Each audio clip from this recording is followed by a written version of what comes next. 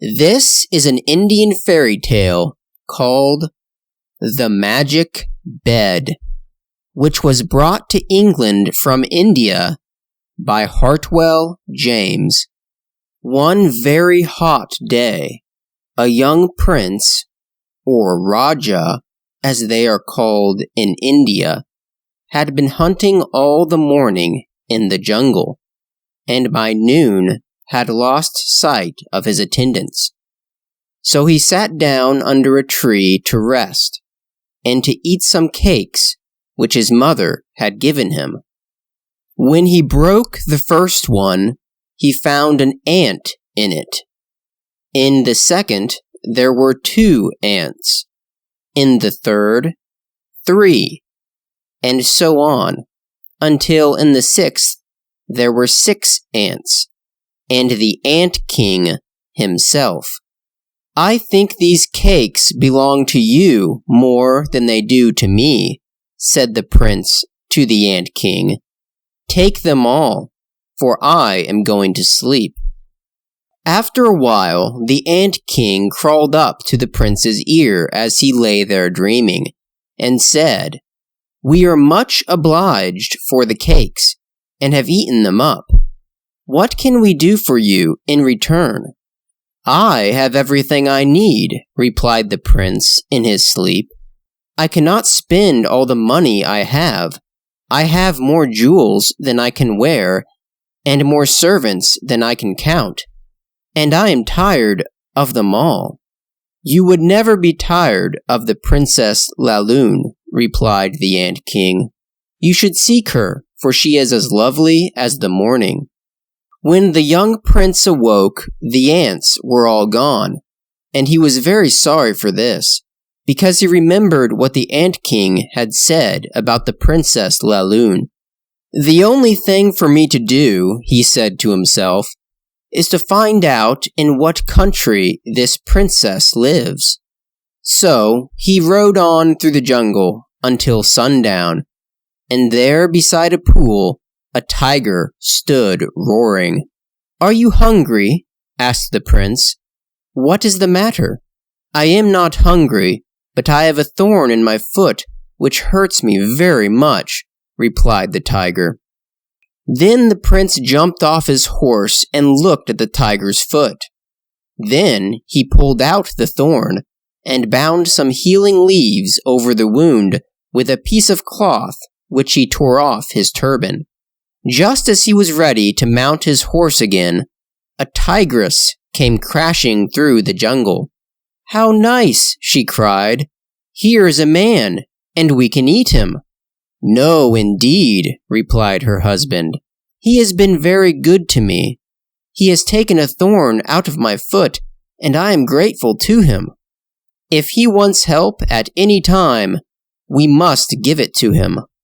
"We would much better eat him," grumbled the tigress, but her husband growled so in reply that she bounded off into the deep jungle. Then the prince asked the tiger if he could tell him the shortest way to Princess Laloon's country, and the tiger told him it was across 3 ranges of hills and through 7 jungles. "But," said the tiger, "there is a fakir, or holy beggar, in the next jungle to this, and he has a magic bed which will carry you anywhere you wish to go. Besides this, he has a bag which will give you whatever you ask for, and a stone bowl which will fill itself with water as often as you ask it. If you can get these things, you certainly can find the Princess Laloon." Then the prince was very much pleased and set out to find the fakir. He found him sitting under a tree on the edge of the jungle, his bed on one side of him, and the bag and bowl on the other side. The fakir sat very still for a long time when he heard what the prince wanted, and then he asked, "Why do you seek the Princess Laloon?" "Because I want to marry her," replied the prince very earnestly. "Look into my eyes while I hold your hands," said the fakir, and as the prince did so, He saw that he was one who could be trusted. Then the fakir agreed to lend him the things and to take care of his horse until the prince came back. "Now lie down on the bed and wish yourself in the Princess Laloon's country," said the fakir, and, taking the bag and the stone bowl in his hands, the prince stretched himself on the bed. Then the prince said, "Take me to Princess Laloon's country," and no sooner had he spoken than off he went, over the 7 jungles and over the 3 ranges of hills, and in less than a minute he was set down within the borders of the kingdom where the Princess Laloon lived. The name of the princess's father was Afzal, and he was the king, or Raja, of that country. So many princes had sought his daughter in marriage that he was tired of saying no to them. Then he tried the plan of giving them impossible tasks to do, and so getting rid of them that way, but still they kept coming, and at last Raja Afzal concluded to keep foreigners out of his kingdom altogether. So he issued an edict that no one was to give a night's lodging to a stranger. So when the prince came to an old woman's cottage and asked if he might spend the night there, she told him that the Raja would not allow it. "Cannot I bring my bed into your garden and sleep there?" he asked. "And cannot I have supper with you?" "I have nothing for supper but rice," said the old woman, shaking her head. But the prince pleaded so hard to let him come in that she consented, and he put his bag on her table. Then he spoke to the bag. "Bag, I want something to eat." And all at once the bag opened, and there was a fine supper for 2 people. So the old woman ate with the prince. The food was delicious, and was served on gold plates with gold spoons. When they were done eating, the old woman said she would go to the well for some water. "You need not do that," said the prince, and then he tapped the bowl with his finger. "Bowl," he cried, "I want water." At once the bowl filled with water, and the old woman washed the gold plates and spoons. "If you will let me stay with you a little while," said the prince, "you may have the plates and spoons for your own." Then he ordered the bowl to fill with water again, and washed his hands in it. Then the prince said, "My bowl gives me all the water I want, and my bag gives me everything else I ask for. They belong to a holy fakir, and he might be angry if you turned his things out of the house tonight." The old woman sat very quiet for a long time, and then she said, "The anger of a Raja is something to be dreaded, but that of a fakir might be far worse." "Did you count them?" asked the prince. "There are 12 gold plates and 12 gold spoons." The old woman nodded and put them away under her bed. "You may stay," she said, "but be careful that the Raja's soldiers do not catch you." By this time it was night, and the prince and the old woman sat in darkness, for there was no lamp in the house. "The Raja does not allow lamps to be used," she said. "His daughter, the Princess Laloon, sits on the roof of her palace at night, and shines so that she lights up the whole country." Just then, a beautiful silver radiance filled the room, and when the prince stepped outside, he saw that the princess was sitting on the roof of her palace.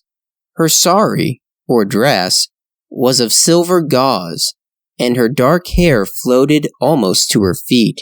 She wore a band of diamonds and pearls across her head, and the light that came from her was as beautiful as that of the sun and the moon and the stars together. "The Ant Raja was right," said the prince. "Her beauty turns darkness into light, and night into day. I should never be wary of the Princess Laloon." At midnight the princess came down from her roof and went to her room. Then the prince sat down on his bed with his bag in his hand. "Bed," said he, "take me to the princess's palace." So the bed took him where she lay fast asleep. Then he shook the bag. "Bag," he said, "I want a lovely shawl, embroidered in red and blue and gold." The bag gave it to him, and he spread it gently over the princess. Then the bed carried him back to the old woman's cottage. The bag gave the prince and the old woman breakfast and dinner and supper the next day, and when night came, the princess again sat on the roof. This time her sari was of white silk covered with diamond butterflies, and she shone more gloriously than before. At midnight, the princess went to her room again, and then the prince told his bed to take him again to the palace. He said to his bag, "Bag, I want a very beautiful ring." The bag gave him a ring set with rubies, which he slipped on the princess's hand as she lay asleep. And then, when she woke, the prince told her who he was. When the princess saw what a noble, handsome young man he was, and heard that he was the son of a great Raja, and that he was the one who had brought her the magnificent shawl the night before, she fell in love with him, and said she would tell her father and mother that she wanted him for her husband. Then the prince went back to the old woman's cottage. The Raja Afzal, Princess Laloon's father, sent for the prince the next day, and told him he might marry the princess, because she wished it. "But first," said he, "you must do this for me. Here are 80 pounds of mustard seed, and you must crush the oil out of them in one day." "It is impossible," said the prince, as he went away from the palace. "How can I do it?" And when the old woman heard of it, she said, "It is quite impossible. Only an army of ants could do it." Then the prince thought of the ant Raja, and at the very minute he thought of him, the ant Raja and all his ants crept under the door and into the room. "If I do not crush all the oil out of this mustard seed before tomorrow morning, I cannot marry the Princess Laloon," the prince said, showing the bag to the ant Raja. "We will attend to it for you," replied the ant Raja. "Go to sleep and leave it to us." When the prince awoke in the morning, there was not a drop of oil left in the mustard seed, and with a light heart he took it to the king. "That is very good indeed," said the Raja Afzal, "but I have something else for you to do. One day when I was out in the hills, I caught 2 demons, and I have them here shut up in a cage. I want them killed, because they may break out some day and harm my people. You may marry the Princess Laloon if you can kill them." "How can I fight 2 demons?" the prince asked the old woman when he was back in her cottage. "Only a couple of tigers could do it," replied the old woman. And as soon as the prince remembered his tigers, they came in at the door. "Take us to the king," said the tiger. When the prince asked the Raja if the tigers might fight the 2 demons, he said they might do so, for he was very anxious to get rid of the demons. So all the court went to see the fight, and the tigers killed the demons. But when the prince said, "Now you will give me your daughter," Raja Afzal replied, "There is only one thing more. If you can beat my kettle drum, you shall marry the Princess Laloon." "Where is your drum?" asked the prince. "Up there, in the sky," replied the Raja. "I don't know how I can get up into the sky," sighed the prince. "This is the hardest task of all." So he went back to the cottage and said to the old woman, "My ants crushed his oil, my tigers killed his demons, But who is to get up into the sky and beat his kettle drum?